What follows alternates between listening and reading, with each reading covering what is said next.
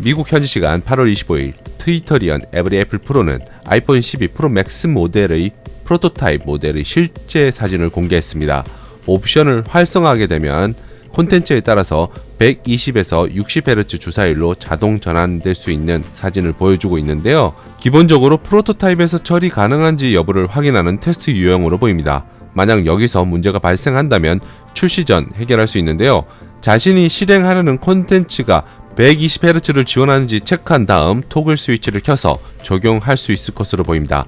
이를 통해 좀 더 확실하게 아이폰 12 프로 맥스 모델이 120Hz의 주사율을 지원한다고 봐도 무방할 것 같고요. 다만 나머지 3개의 모델에는 120Hz 주사율 지원 여부는 아직 확인되고 있지 않습니다. 그리고 상단 노치 주변 아이콘 일부도 변경될 것으로 보입니다. 하지만 노치 크기에 변화는 없는 것으로 보이는데요. 6.7인치 대형 디스플레이 덕분에 오전과 오후를 가리키는 AM, PM 표시 공간이 약간 더 넓어졌습니다. 배터리 아이콘 역시 조금 변경되었고요. 에브리 애플 프로는 아이폰 12 프로 맥스 일부 사용도 유출했는데요. 아이폰 11 프로 맥스의 1242, 2688 해상도와 비교되는 19.5:9 화면 비율의 1284, 2788, 458픽셀의 해상도를 가진 6.7인치 슈퍼 네티나 XDR 디스플레이를 특징으로 합니다.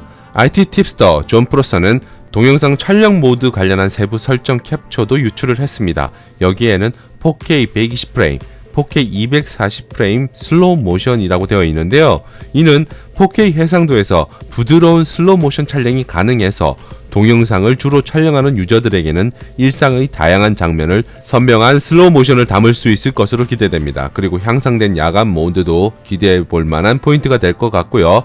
애플은 날짜는 아직 구체적으로 확인되고 있지는 않지만 올 가을에 5.4인치 아이폰 12 일반 모델과 6.1인치 아이폰 12 맥스, 6.1인치 아이폰 12 프로, 6.7인치 아이폰 12 프로 맥스 이렇게 4개의 5G 모델을 공개할 예정입니다. 모두 5나노미터 공정의 A14 바이오닉 칩셋으로 구동될 것으로 보이는데요.